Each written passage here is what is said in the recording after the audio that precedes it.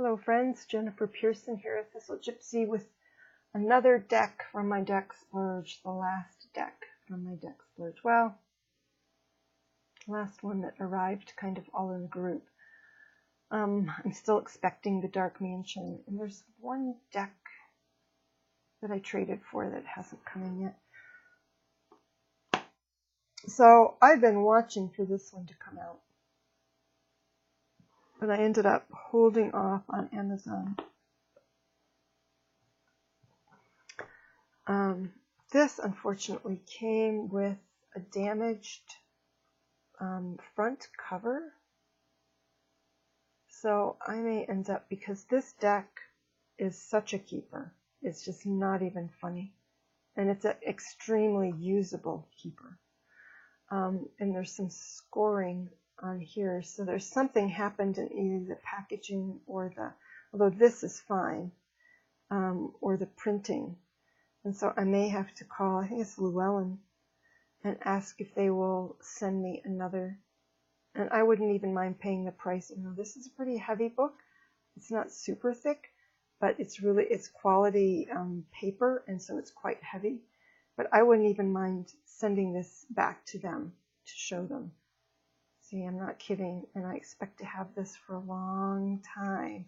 And so I don't want to start with it with this kind of thing going on the edge. Easily could start deteriorating along here. Yeah, and you can't see it, but there's some scoring kind of along here. So some of you may have already seen this deck.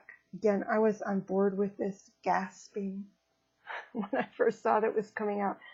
I have the Mystical Cats, which Linnea Weatherstone was a part of. Different artist, I think, this time. But I was just so on board immediately. But I didn't actually purchase it until it was available for purchase, and then I hemmed and hawed slightly, but I couldn't stand it when I started to see a couple of other people showing the deck, and I thought, oh, if I'm going to splurge, this is one of the splurgers. And this guidebook, and just look at that full color of the cards. So that's a little intro, and then it goes into the major arcana, the Forest Journey, and starts to give you full page, the Wise Woman, so a page for each. And even when you go into the pips, you get, for every single, in the book, it's by the number, so the 6s are all together. And for each one, like the 6s have this page with just 6s. The 5s have exactly this layout and this image, so you just get, those who are into owls, you get a glut of owls because of the way they did this. And then they'll just have the 5s or the 7s, 10s, pages, whatever. And then they go through each one. Again, with a full page of text as well. So, complete lusciousness. The book itself is extremely luscious, and we've got some journaling pages in the back.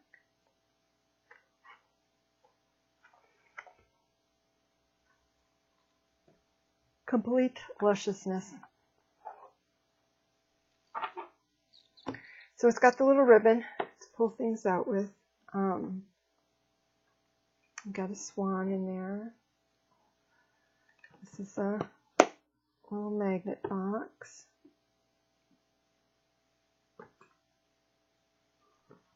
So I kind of, when this and the other decks came in my deck splurge, that all came together on the same day. 1, 2, 3, 4, 5, 6 decks came in the mail on the same day. One of which I wasn't expecting to get on that day. And so it was a deck orgy. So when I went through this, so these are the card backings. The way they come, and so the way you will probably see most other deck walkthroughs is with all of the aces together, all of the twos together, all of the threes together, all of the fours together. And since I'd already seen them that way, and since people tend to be showing them that way, I decided before doing my walkthrough to put them together by suit. So all of the wands, all of the cups, all of the swords, all of the pentacles, to do it that way. So instead of, there are variations, but they're really lush variations. So again, to me, this is a very usable deck. A very usable deck. I haven't looked at all at the guidebook. Maybe I'll do that at the end. I don't know. This could get long just because it's so luscious. But yeah, the White Heart as the Fool. So this is what's going on the journey. It's the White Heart. The Magician. Yeah, you could see some things as potions in here. He's certainly a magician. He's a very magician-y magician. No mistaking him. But I'm not seeing much in the way of in his spell casting here. You've got bottles in the back, but the water element is pretty subdued there. The Wise Woman with feathers and bones and stones. She's casting there. And then instead of the pillars, you have a white or a light path and a dark path. And the tree behind her has two different kinds of fruit. So that's really fascinating. It's like if you take one path, you'll end up with one kind of reward, what looks like an English robin. And if you go the other way, that little wren up in the tree, you get a different kind of fruit. Like, what do you want, plums or apples? So very interesting. Here we have a green woman, the Empress, and she's got little forest friends around her. Great mothering energy in a bird. And it looks like there's even a baby bird in the nest with that bird. And it looks like maybe that's a mother squirrel with a baby squirrel as well. A manly man. But if you look at his face, doesn't he look kind of amused and friendly? You know, so he's a manly man, Mr. Forest Lord. But, you know, he's only so intimidating. You know, you don't want him to ram you with his horn, certainly. But yeah, and a very relaxed sort of taking up space, a man's bread, right? but at the same time, not looking intimidating. All right, so the oldest one being a tree for the Hierophant, and you've got a little owl up there too. So, and this is marvelous. Isn't this marvelous? This is just an incredible deck. The Lovers. And as somebody else mentioned, probably Maid Marian, Robin Hood sort of a thing going on here with the two. Oh, and look at that. Doves or some form of lovebirds going on there. Yeah, two bows. The fairy wind for the chariot. I'm not too keen on that. I'll have to read about it. There is a horse back there, but I'll have to see how that's changed. Meaning, strength, familiar but a different creature, one more appropriate for the setting in this case. And this is okay, she's on a red. Somebody had mentioned, so I haven't looked at the guidebook, but somebody had mentioned that this may be Red Riding Hood eventually coming to terms with the wolf in her old age, or his old age. So that's an idea. Or maybe it's grandmother. Maybe it's grandmother and the wolf. Maybe they're living happily ever after having dispensed with Little Red Riding Hood. Shows how morbid I am. Anyway, strength. The Hermit. And who doesn't love this Hermit card? Is that not ultra fantastic? Oh. This is an interesting spin with the magpies down here being collectors and having their own sort of magician energy. The Enchanter's Wheel instead of the Wheel of Fortune. I don't think this is a Wheel of Fortune because it's a spiral. It's not the year. I'm not sure that I see separate seasons on it. And you've got these little things hanging from it. It's almost like a prayer wheel. It looks like you've got a pentacle design there in the middle. Or a dream catcher. Or a pinwheel. Or yeah. So really full of potential meaning there that I think is not a traditional meaning. The Huntsman for justice. In other words, he could spare you or he could bring you down, one or the other. It sounds like there's a beetle or something large and heavy flying around behind me. So if I suddenly scream, it's because this thing has landed on me. I can't see, so I don't know what it is. But I'm hearing it. It's a loud buzzing that suddenly kind of goes thud. It's like, oh God. Anyway, suspension for the Hanged Man. A man and a dragonfly caught in amber. The Black Shuck. And if you look there, there's somebody's hand. Somebody is deceased. So I don't know that much about the Black Shuck. I do have another deck that has a Black Shuck. Somebody had mentioned that when you see the Black Shuck, it just means that somebody is going to die. I don't know. I'll have to look into this guidebook and the guidebook I have with the other fairy deck that has the Black Shuck. The Forge. Again, this is like the third deck I have. Oh no, this is for Temperance. All right, usually it's the Eight of Pentacles that has that Forge. And this makes total sense to me. I often think of temperance as the act of tempering something. Like you temper metal in terms of mixing things together in such a way that it becomes stronger. And yeah.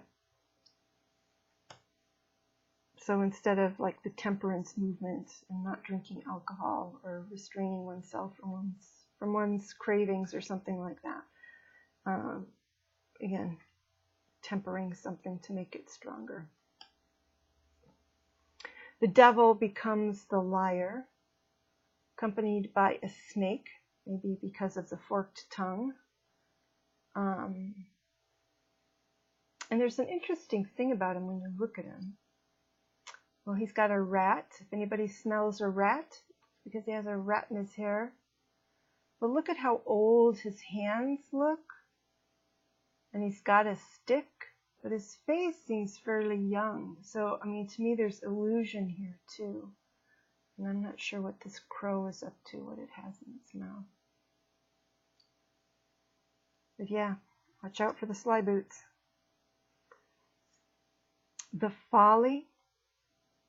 And to me, when I think of the Folly, I think of garden follies, which are kind of shells of buildings, kind of created for appearance, instead of being created to be strong and weather anything. And this one clearly has broken open and has crows streaming out of it. And wasn't doing too well to begin with. Looks like it's pretty run down. So this definitely gives the feeling of something that was ready to come down, whereas some Tower cards, you know, it doesn't look particularly run down. It's getting struck down by lightning. So starlight, and it looks like we have singing elves. To me, it looks like they're singing to the stars. Very romantic. Moonlight for the rabbits. And you see there's, in the water, you see the rabbit right here. So there's a rabbit in the moon. Might even be a moon bow around that moon. And some bunnies frolicking. And we've got anybody who likes the triple spirals. There's lots of triple spirals in this particular deck.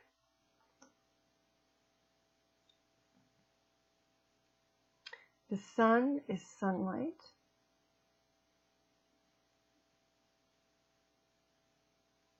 Feels very much like morning. And sort of, I feel like this Pan or fawn figure is kind of calling in the sunlight. And for judgment, we have the Council of Animals. We got frogs, little toadies, little hedgehogs. Just, oh, and look at that little bat. Love it. And then the whole world. So this card is a little bit, I mean, I get it, you know, and I get how it works. But to me, you don't want the stag leaving the forest. You don't want the stag to leave the forest. The forest is where it belongs. You know, you head out in the cultivated fields and somebody's likely to get the idea that they need a stag head on the wall, especially a white one, something rare. But anyway,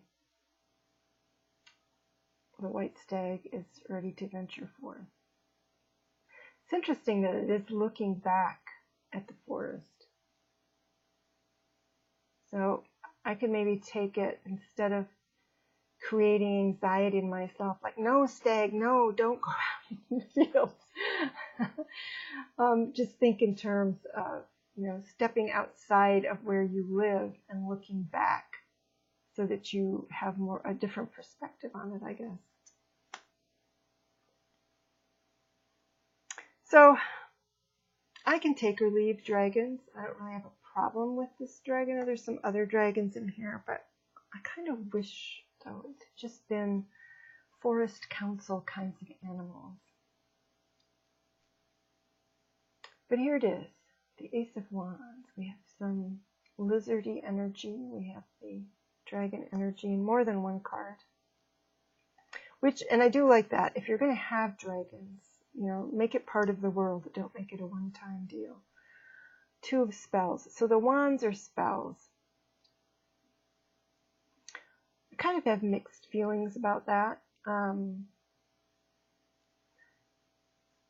You know, being somebody who doesn't do spells, it's not witchy, but and I'm not judging anybody doing spells. It's just a matter of relating to the cards in that regard. So these appear to be Ogums. So it's divination, two of spells.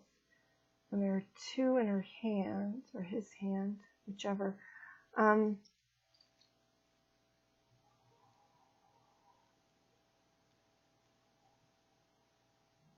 So I don't know about that much about the throwing of sticks and Ogums. So I don't know if it's like if you choose them, and I don't know if the ones that have been chosen here have significance to the, so I guess I'll have to read in the guidebook, to the Two of Wands, or the Two of Spells. You know, are these sticks saying, hey, you need to go on a new journey, you need to leave the comfort of where you're at and seek new adventures? Or is this taking the two as choices? like the Two of Swords. Like this to me looks more like the Two of Swords. Do I take this one or do I take that one? Do I do this or do I do that? The Three of Spells or Wands. So this is kind of putting your, and they're in like little walnut shells, putting your energy out in the world. So this could be kind of like holding your energy close. This is very individual, and this is putting your energy, your light out in the world. This person's magic is in their lap. This person's magic is starting to go out into the world and into the community. The Four of Spells, their magic is definitely, well, for one thing, there's more than one person creating it and is giving back kind of to the larger world. So they're kind of lighting up an even larger area of the world with their magic. Here, the Five of Spells, you see everybody's changing into a frog. It's pretty amusing. So this guy in the red cape hasn't turned into a frog yet. The guy sitting against the tree, he's pretty much done for, even though he's got hands and legs. This guy's still got a head and a couple of hands. This guy's lost his clothes, but he still has a hand. And this dude is also the guy in the blue.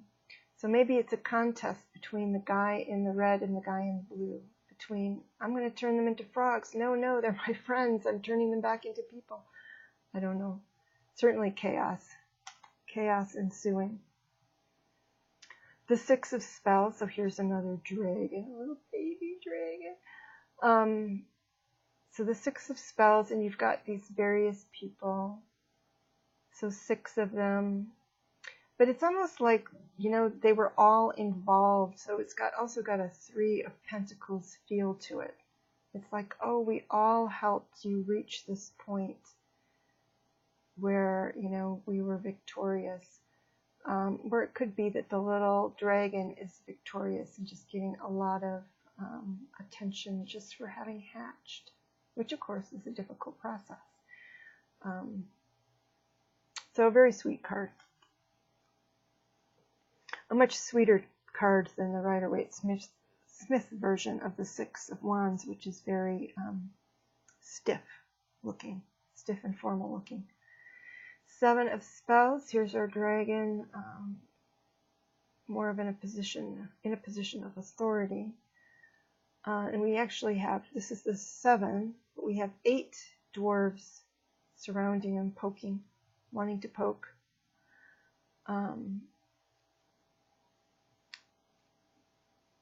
But, you get what you get when you poke a dragon. I don't know. It's interesting that, the dragon isn't that much higher than the dwarves.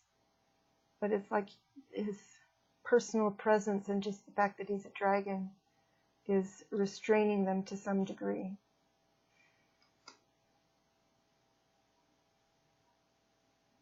Eight of Spells. Only 6 owls, but I think we get the message. Well, we've got 2 feathers. We've got a feather falling there, and we've got a feather falling there, so maybe that makes 8. Anyway, cool card. Definitely reminiscent of the Harry Potter books, right? With the messenger owls. 9 of Spells. Casting your protective circle against the little spookies behind you in the dark forest. Their beady little eyes glowing. So that makes a lot of sense. The 10 of Spells. This one, I don't have a problem with it, but I'm just wondering where it comes from. What the story is, what the tale is. And I know there are fairy tales that have multiple brides in them. This is 7. and sometimes it's sisters. But I'm not sure what this is, and I'm curious enough that I'm going to crack open the book. I've had some other ones that I'm not as curious about, so let's look at the 7s. Oh no, 10s.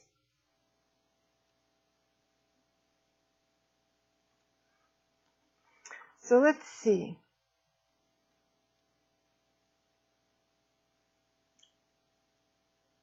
In the bleak pre-dawn light, 7 sister princesses make their way home after a night of dancing in the forest.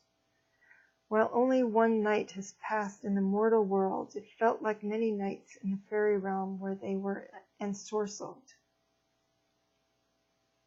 Okay, and this is the 10 of spells. So I could see that as maybe something that is alluring, seems like it's a good project, but ends up being really exhausting and taking a lot of time. And you can see, one of the reasons I was wondering is you can see there's this one in the back that looks like she's grieving, you know.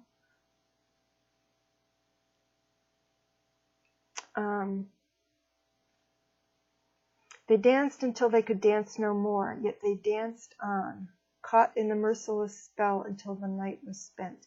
Now I have heard of that. Was that in Welsh mythology? I'd heard of that. Now the sisters are utterly depleted, almost in shock. All they care about now is finding their own beds, except for the youngest. She tries to turn back. Is that the one in the red? Wow, come on, webcam.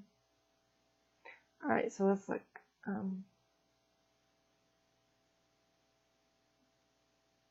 Where is it? I've lost it now. She tries to turn back, reaching out in longing. So it must be the one in red. But her sister holds her fast and forces her forward.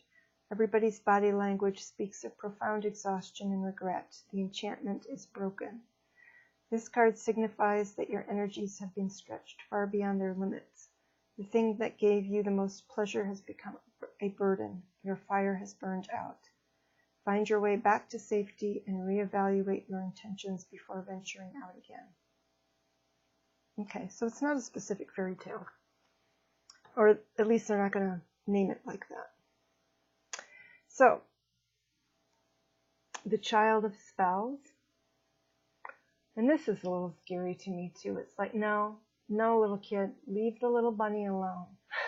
You need to practice your spells like on rocks and things. No experimenting on little bunnies.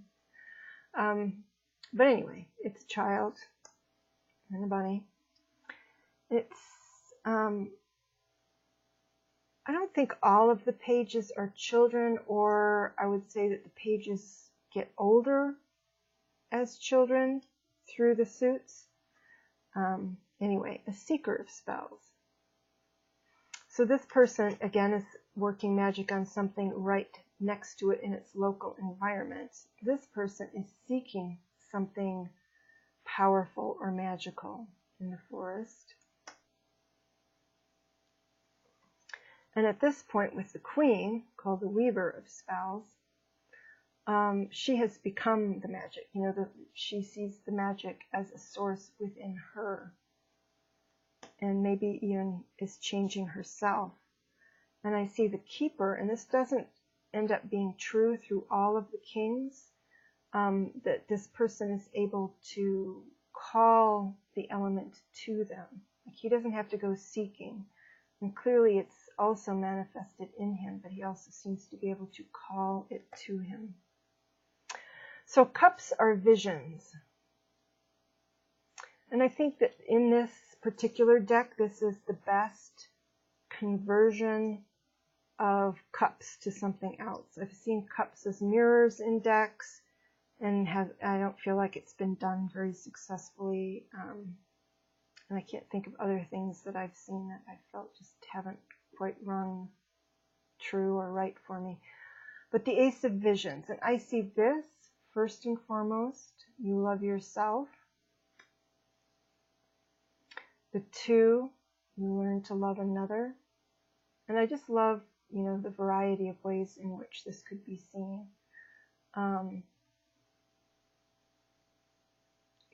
As two friends, as mother-daughter, as lovers, and it could just be any sort of affinity relationship. And I don't know if this is supposed to be, I don't know that story. It's rose red and I don't know what. Three of Visions. Much as I love bears and dancing bears, this is a little strange to me, but still, it's enjoyment of the company of others, so it's not just two. It's a more social form of love. The Four of Visions or Four of Cups, and so here we have a kingfisher exiting the water. So when you're tired, tired of it all, I think this is a great Four of Cups. The Five of Visions.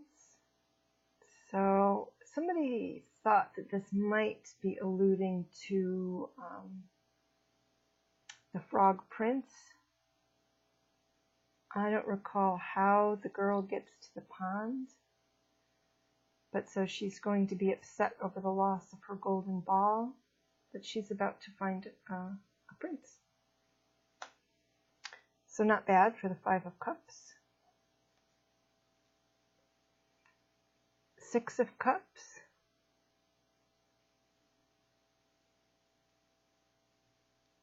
And so this is, and you've got a couple of little animal friends off in their boat. So it's a childlike scene, but there isn't a sense of the past.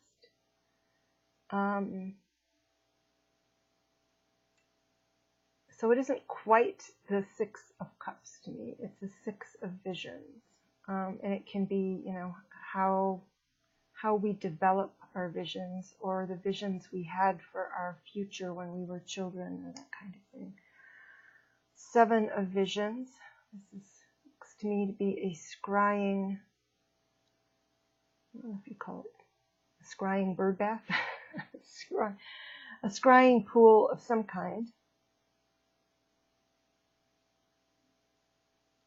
is the way I see that. I'm not sure what I think of the various possibilities showing up in there. Again, I'll have to read and see what the take is on this. This is pretty mysterious, and just looking at it, I haven't been able to figure it out. So this is the Eight of Visions. It strikes me a lot as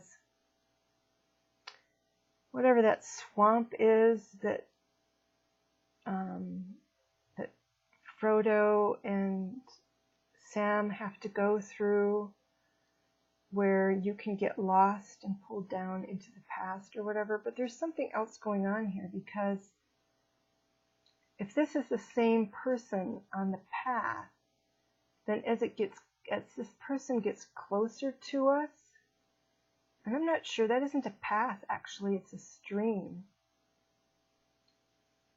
Yeah, it's a stream, and there's willows, and we all know that willows can be a little wicked, right?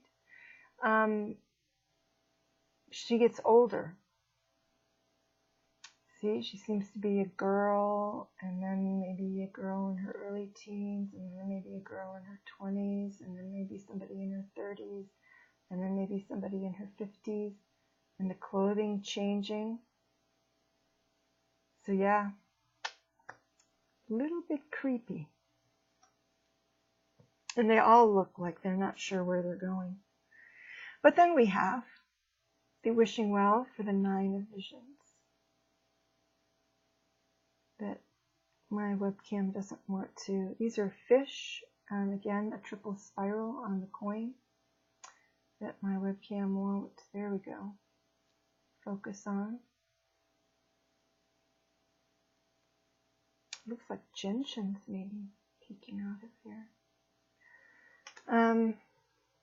10 of Visions, kind of your fantasy family, family of unicorns.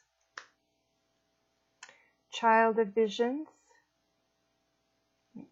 to me just is like happy even if it's raining, because it makes the world beautiful, makes the spider webs beautiful. Seeker of visions, and to me this is interesting because, you know, people often will see things or stories will come to them when they listen to music. So to me this is, with the seeker of visions, is kind of calling you to engage in whatever brings visions to you, whichever spurs your sense of fantasy or the future. Weaver of visions, she's either turning into a person or turning into a fish. It's not real clear, but again, you know, the power is at this point again directed in her or to her. She's the one changing, and it is changing her. So kind of like the Queen of Wands. In this, I really, really would have rather, this to me is the one card it's like, what? I still love the deck. I still, I can deal with this card. I did look this up in the guidebook, and the idea behind it is that he has become a shapeshifter. And so she's kind of going there. It's partway there, and he's already there. Let me see if I can, because it wasn't, I don't know that it was quite shapeshifter that they used. Where are the kings? Called keepers. No, this says he's a shape-shifting wizard. The keeper of visions is a shape-shifting wizard. Are they all wizards? No. Whose Piscine, as in fish-like, aspect embodies ancient salmon wisdom.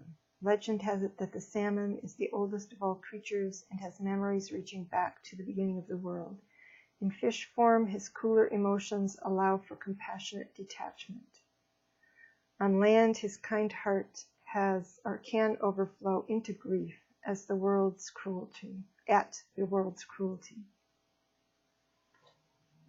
On the whole, he prefers to observe events from a distance rather than getting directly involved. His motto is look below the surface. So I want to look at the, maybe they all are wizards. I see that the keeper of spells, the king of spells,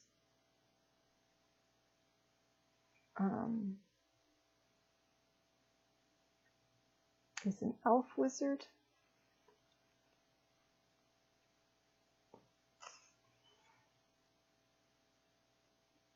Yeah, they're all considered wizards apparently. Okay, let me see about the Weaver of Visions, and she is a shapeshifter as well. The Weaver of Visions is a shape-shifting enchantress, and the sacred lake is her place of magical transformation. So yeah, there's more to this deck. But here we are at the Ace of Challenges, which is swords, and we have a white, I'm guessing a white raven. Two of Challenges. I don't entirely get this card, so I'll have to read in the guidebook. Especially since he does seem to be seeing himself exactly as he is. Maybe that's the whole point. Maybe this is a mirror of truth that shows you who you are. The Three of Challenges. Someone was suggesting that this might be the beginning of Hansel and Gretel, when the father abandons his children in the woods. And yet there is grief all around because of it. The Four of Challenges. This, some people had, I think, difficulty understanding, but I think I get it. You know, you are remaining renewed, even though you're surrounded by negative things. even though the world around you is frozen. Looks like icicles there. You are continuing to be green. It looks like there's little prayer ribbons or something on it. So to me, it still is about renewal. Making sure that you remain renewed despite what you have to go through in life, just like the knight in a traditional card has been to battle and will go to battle again. He's getting back in touch with what renews him. 5 of challenges, again, what a great expression on this dude's face. So yeah, not somebody you want to meet, even in broad daylight. He's got a tree there, you know, so troll, giant, whatever. This is meeting a really, really, really big challenge or challenger. Like maybe you need another strategy other than the direct approach with this dude. The 6 of Swords. Okay, she's managed to retreat. And what was this in the Rackham Tarot as well? Was it the 6 of Swords? Maybe it was the 5 of Wands. I can't remember.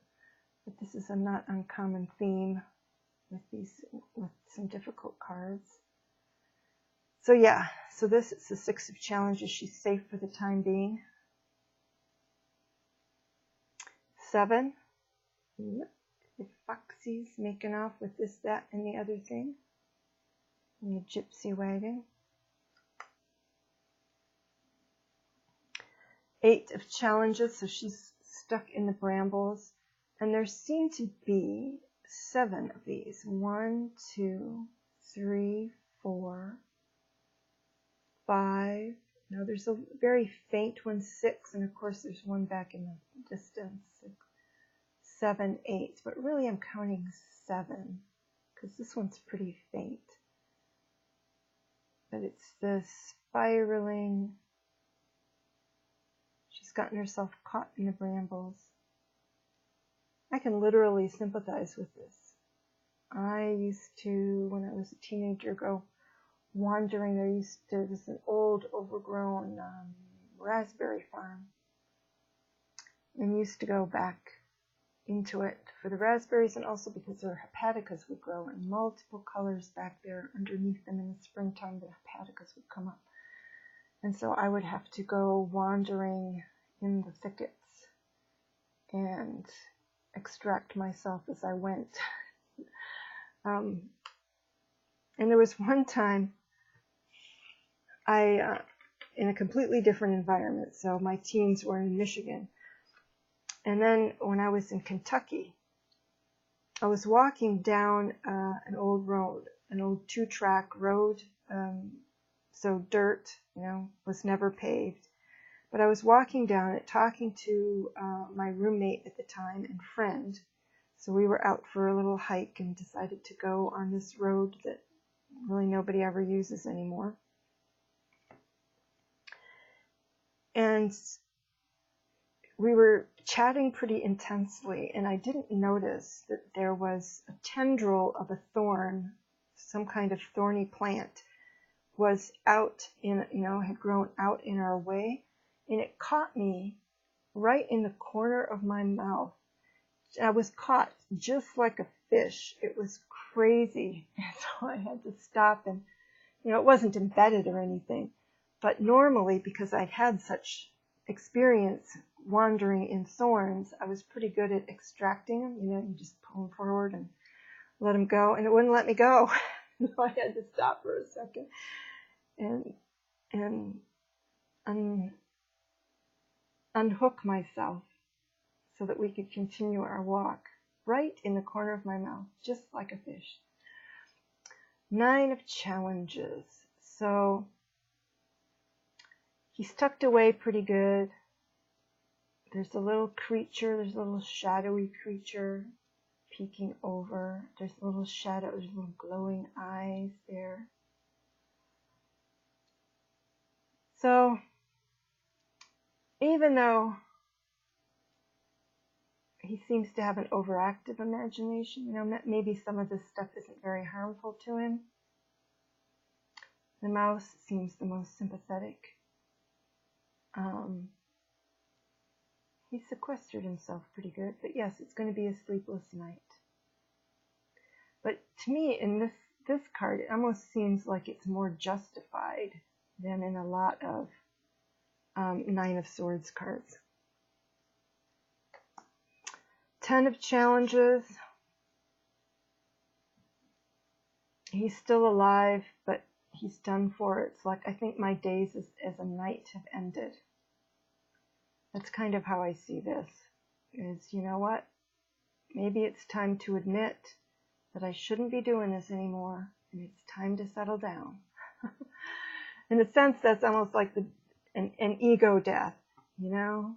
Like this was somebody who thought he would be a knight wandering the earth until he died, and well, you know, you lived long enough where you really just need to stop doing that now.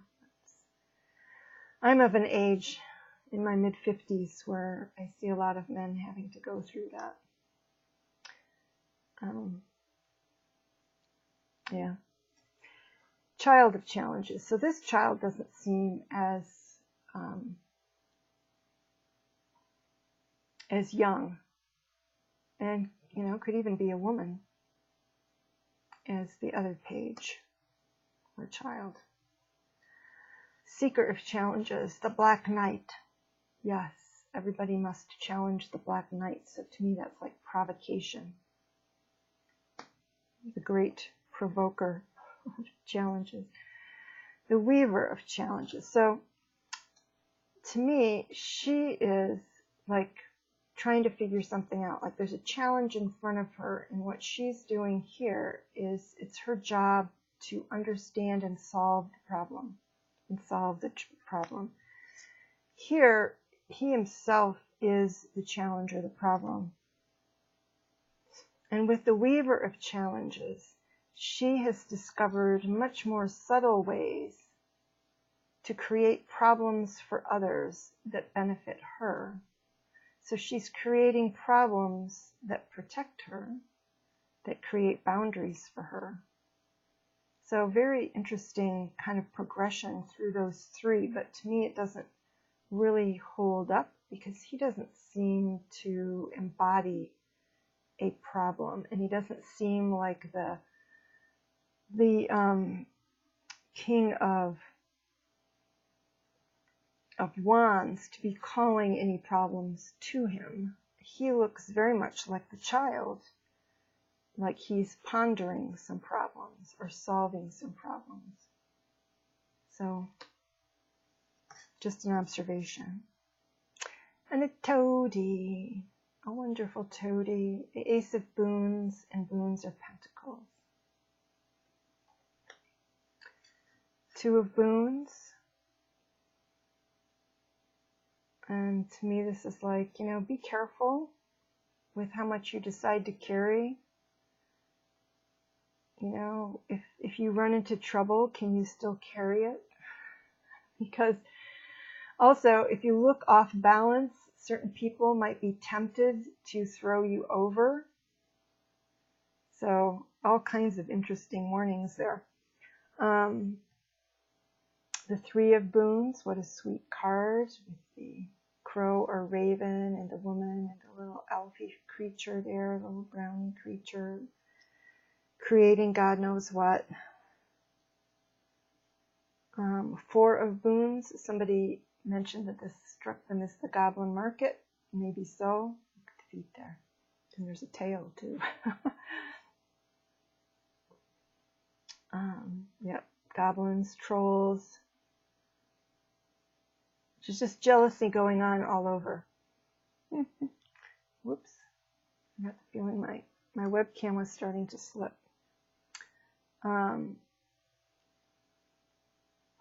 So this is an interesting Five of Boons. Okay, so they're sharing, they have very little, they've got crumbs, or maybe sharing a little piece of bread. And they're sheltered like that, but there's fruit, right? You know, and who knows, maybe it's poisonous fruit and I'm foolish. But there's fruit right there, and the fruit actually seems to be making a path to this house right here. So it's like if you just pull your shroud down, we're waiting for you. So interesting. And this, oh my God, this card is so fantastic. This is like, make me a wall poster. Make me a wall poster or something. Just an incredible card. Six of Boons. They're exchanging body heat is the way I see it. She benefits from theirs and they benefit from hers. And it makes it easier for everybody to survive.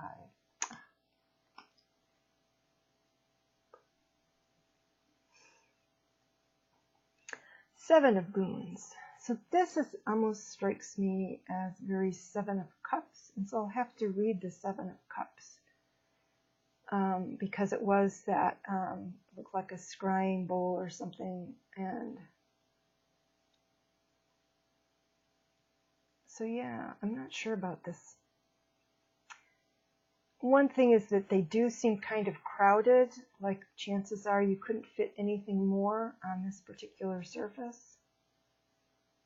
But I'm not sure if that's part of the message or if it's just something that I'm seeing, noticing about the image. So that's one I'll have to take a look at. Eight of Boons.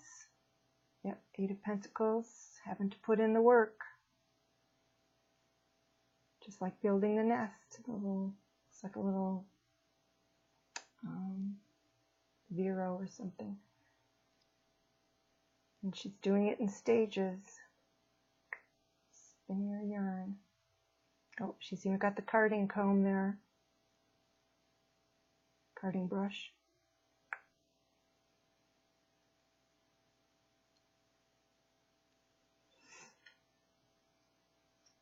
Nine of Boons. She has plenty and she's able to make it all beautiful as well.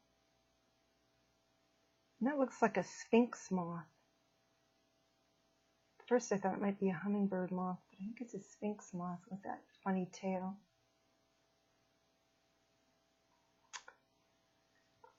Cuteness, cuteness. 10 of Boons. Perfect. You got the old man, you got the old dog, you got the whole family. You even have, looks like a lute. And dancing. The longhouse. Child of Boons. Very tempted by things that are physical. Things that tempt the appetite.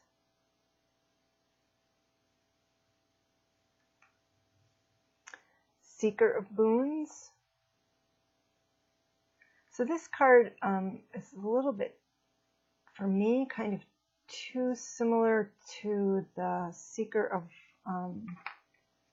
Spells. The difference, I would think, because they're both going after plants, and I'm guessing that the difference is they're going after them for different reasons. This makes me think of club moss growing on trees. But I don't know, I'll have to read the guidebook. Weaver of Boons, totally embodying the abundance, the Earth Mother abundance of all things that grow and grow and grow, and being, overflowing and being able to give to others. And yep. And the Keeper of Boons. He's got crystals all over the place here. And so I do see him as kind of like the King of Wands, kind of drawing things to him, or being able to create. But, he's drawing the badger to him, so earth energy that he's able to actually not only embody it, but to draw it to him. And whereas she's what grows from the earth, kind of what is kindled from the earth, he is actually in the earth and more of the earth. So, yeah. But yeah, you guys, what a fantastic deck. Some people have complained about the cardstock. I may have said this at the beginning, but it makes it so that I can, I see the point, you know, because this strikes me as a very usable deck. Like this could become somebody's main deck that they use all the time. I could see that happening. And if that's the case, this cardstock won't hold up all that well. And so, you know, warning, you might want, if it does become somebody's main deck that they're using all the time, you know, buy your multiple copies and stow them away. But I like this, sorry, when I shuffle like that, I feel like I'm slapping my viewers in the face there, is that it is easy for me with my weak hands, my problem hands, to shuffle. So it does stay a little bendy, so if you bridge, it will help you bend them back. And I'm trying to learn how to bridge precisely because I do prefer the weaker cardstock because I have the weaker hands, but then they get bent out of shape more easily. And so if you bridge, oh, am I going to be able to do it? No, whatever. It stretches them back. But you do have to be careful with it because it can bend the cards too much. At least when you're somebody who doesn't really know how to do it like me. So,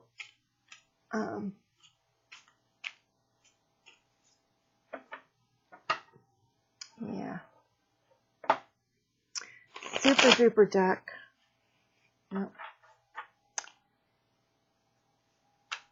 And I thought I might be an hour just because these are cards to savor and look at, and savor and look at, and savor and look at. So, highly recommend it all the way around, even though I haven't used it yet. I have a hard time imagining that it won't give fantastic messages. I would be utterly baffled if this ended up being a deck that most people couldn't read with. And I could see it becoming many people's standard. You know, one of the great things is that it does have that fantasy-ish element, folklore-ish element to it in the artwork, but it's not so far in that direction that an everyday person couldn't see this come up and say, ooh, that must be not good. You know, or see this and see the mother image, you know, that it's not so out there that your average person that you're doing a reading for, who might not know the meanings, might be able to kind of get it. Or forget the regular meanings, and you could just say, so what does this remind you of? You know, you could do, who is it? I don't know whose method that is, who has books that has espoused the method in which, as the reader, you don't interpret the cards so much as you guide a person by asking questions and helping them see or discover what meaning the card has for them. I could see, you know, again, that these images are familiar enough.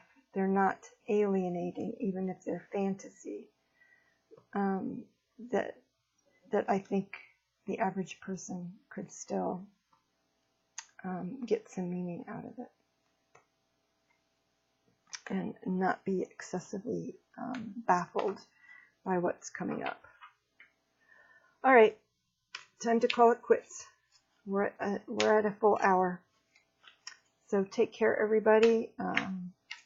Yeah, I hope I see more people getting this deck. I think it's great. So take care. See you again soon. Bye-bye.